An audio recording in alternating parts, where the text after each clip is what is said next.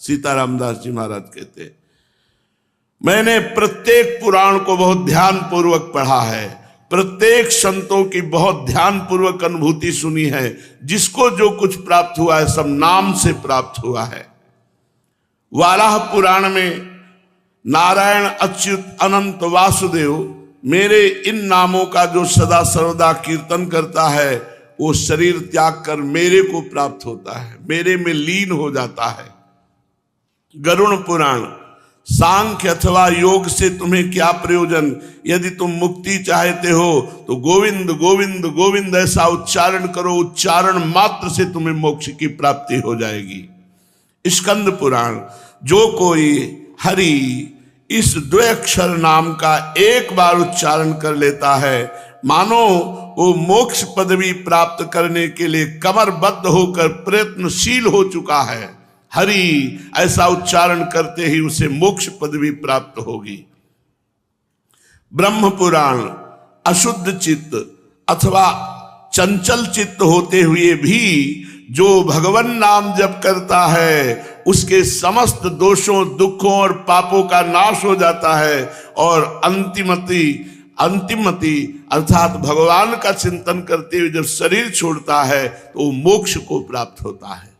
पद्म पुराण, आलस्य त्याग कर नारायण नारायण नारायण ऐसा जो उच्चारण करता है वो शुद्ध अंतःकरण होकर उच्चतम निर्वाण पद को प्राप्त करता है। सालोक्य, सामीप्य, सारिष्ट, सायुज्य, एकत्व, इन मोक्षों को नारायण नारायण नारायण जपने वाला प्राप्त कर लेता है। समस्त पुराणों में हमने पढ़कर देखा है घोर पापी भी भगवान का नाम जप करके मोक्ष पदवी को प्राप्त कर लेता है। पद्म पुराण, परिस्त्रीगामी, गुरुपत्नीगामी, महान नीच अधम पाप करने वाला, दूसरों का अपकार करने वाला, दुरात्मा, महापापी भी हो और वो हरि हरि हरि ऐसा नाम उच्चारण करे तो वो मोक्ष को प्राप्त हो जाएगा, सारे पाप भस्म हो जाएंगे। बृहन्नारदी पुराण, किसी भी प्रकार से मेरे किसी भी नाम का संकीर्तन करने वाला, नाम जप करने वाला घोर पापी हो तो भी वो मोक्ष पदवी को प्राप्त कर लेता है। वैशंपायन संहिता, समस्त धर्मों से बहिष्कृत हो, अग्नित पापों में रत हो, पर वो भगवान श्री हरि के नाम का स्मरण करता है तो संशय रहित होकर वो मुक्ति पद को प्राप्त होता है।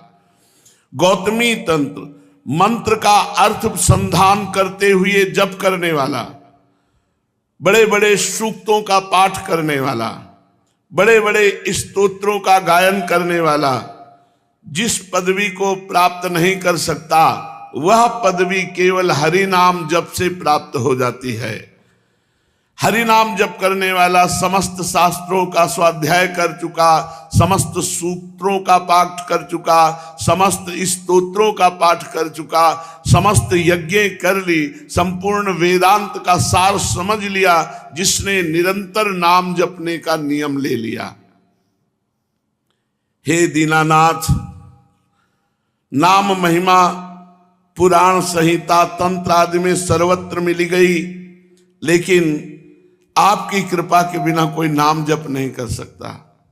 रोज सुन रहे हो लेकिन नाम में रति नहीं हो रही। हे दीनानाथ, आपकी कृपा के बिना कोई नाम जप नहीं कर सकता।